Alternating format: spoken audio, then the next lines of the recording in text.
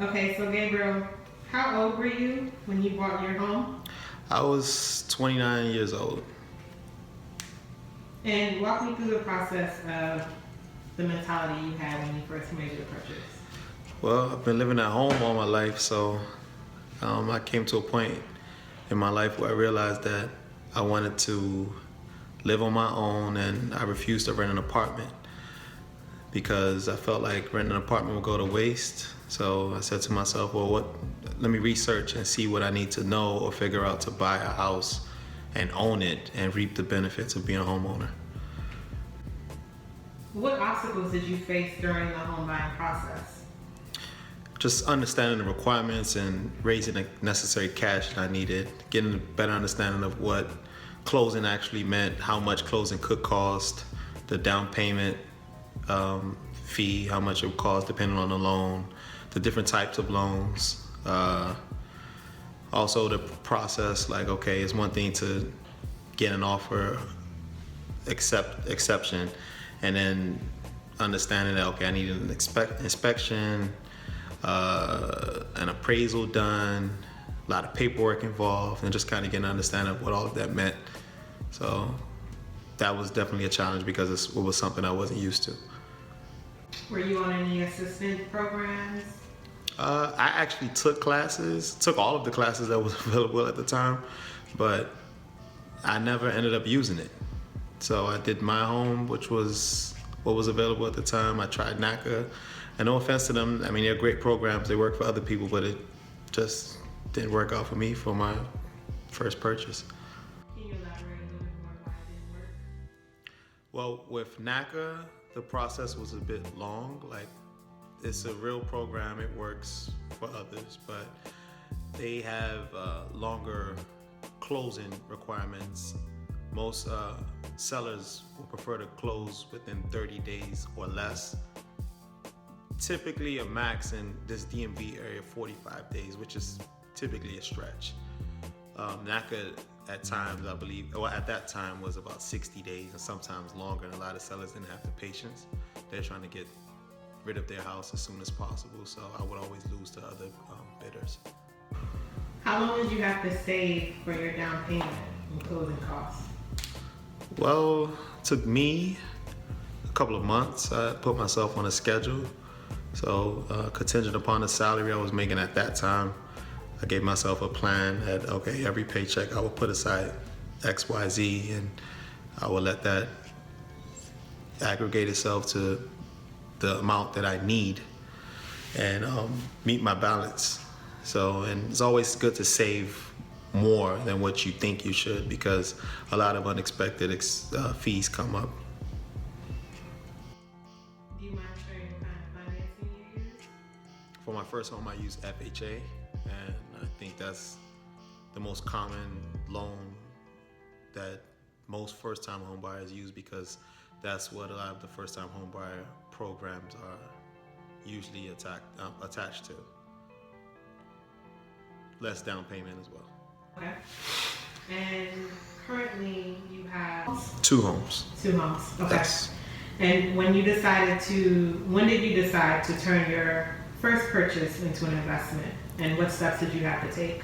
Well, that was always a plan. I'm personally a believer of, I don't believe in buying homes to die in them. So I want to turn all of my houses into investment properties and always stay current and also reap the financial benefit of seeing the residual income from each home that I own. So the first time I bought my first house my plan was to live in it for a couple of years or sooner than that if you will, and take the equity out, refinance, take the equity out and put it into another home, which is what I plan on doing with all of my homes. What advice would you give potential first-time home buyers who are having a difficult time finding their ideal home in this market? Don't be afraid. I think a lot of the issues that a lot of people face is fear. They're afraid, oh, I can't save this much, or I don't know if I want to own this home because I'm not going to stay in this area for long, or I want to wait till I'm married. I mean, the more homes, the better, because the benefits that come along with it, you get to write off taxes. You don't have to wait till you have children or any type of other like issue that you can receive government assistance for. Whereas you can just buy a home and you can write off the taxes, you write off the interest, and you get a big tax break. So for those of us that make a huge salary, you get a tax break, and for those of us that don't make as much of a big salary, you get a return. So it's a win-win situation. So I would say don't be afraid. If cash is your excuse, save it. Prioritize that balance that you need to meet. I think that's pretty much key. If it's credit, then be patient. Work on your credit. Pay off what you owe. Set up payment plans. Even if you don't pay off everything that you owe, a payment plan itself will also increase your credit score. Pay off your things before the due date. Let your credit card balance be at 30 to 40% at the time of the due, at the time of usually, which is the due date, in 3 days. So if let's say for example, if your due date is the 3rd, let your current balance reflect 30% of your total balance within those 3 days. So the 3rd, the 4th, and the 5th, and the 6th. If you have a $100 credit card, to keep the math simple, let your balance be $30. And if you do that for 4 months and you paying off what you owe, you have a payment plan, or you pay it all off, your credit score will jack up. Now that you own a second home, do you mind sharing any obstacles you faced with transitioning from one property to getting another one? Well, I think the challenge would be is making sure I have a reliable renter in the first home. The second home, the challenge was you can't have more than one FHA loan at the same time. For the most part, I mean, there are some ways you can bend around that. Like if your second home is 50 miles away from your first home, or if living conditions switch. But for someone like me, I'm still the same person, so I didn't qualify. So I was forced to find another alternative loan, which was conventional. So it was something I wasn't used to. A bigger down payment, no mortgage insurance. But it cost me more money to get into, but in the end, I'm happy and it worked out, and I have 2 homes now. What do you think is the biggest misconception about first-time home buyers and millennials? I don't have a good credit score, or how much do I need to save? Well, I think the easiest answer is to find an agent, find a lender, and ask your questions. Once they give you the answers, you work towards it. Finding an agent doesn't necessarily mean that you have to be ready to buy at that very second. An agent doesn't mind working. There are agents out there that will work with you for a whole year and you can have $20 in your account, but they'll still advise you and still talk to you. And whenever you're ready, they're ready. So it's not like you don't have to feel pressured or feel like, I'm not ready, and not try to find out from someone that knows more than you, like an agent or a lender, to determine whether or not you're actually ready or you're not. You might be ready mentally, but you might just need that extra push. So I would say reach out to an agent. If you have questions about the market, like the houses, the inventory, what's out there. And if you have questions about like the financial aspect of things, like what type of loans are out there, what do I qualify for, what type of programs are out there that would give me assistance towards closing or down payment, then reach out to a lender. There's tons of them out there. And that goes for wherever you are, whether it be PG County, Montgomery County, DC, Florida, Georgia, Texas, Alaska, it doesn't matter.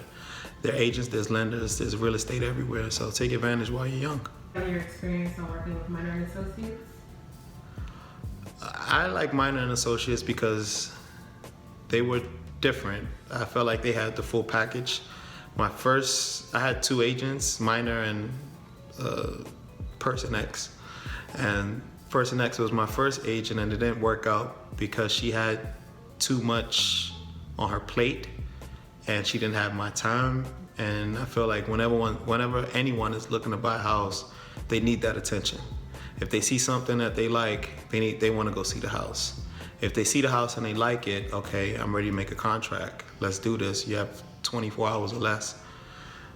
Minor associates, they have time for everything and they have a person for everything. So if you want to see a house, they have a designated specialist that takes you out, and that's all he does. He takes you out. If you're ready to make a contract, they have someone, and they also give you these people's contact information. So you don't have to feel like you have to go through one person to get a hold of 5 different people. Whatever issue you have with the loan at hand or the house at hand that you desire to buy and you have a contract on, they're there to support fully. If you need help with finding an inspector, an appraiser, a lender, details about the house, tax information, historicals, comps, less than a few hours max. They got answers for you, and it's convenient, and that's why I'm still a customer to them. Is there anything else you want to share about your experience or advice for investors or first-time home buyers? First-time home buyers, don't be afraid. If your credit is bad, I don't care as long as it's not bankrupt, you can come out of the hole.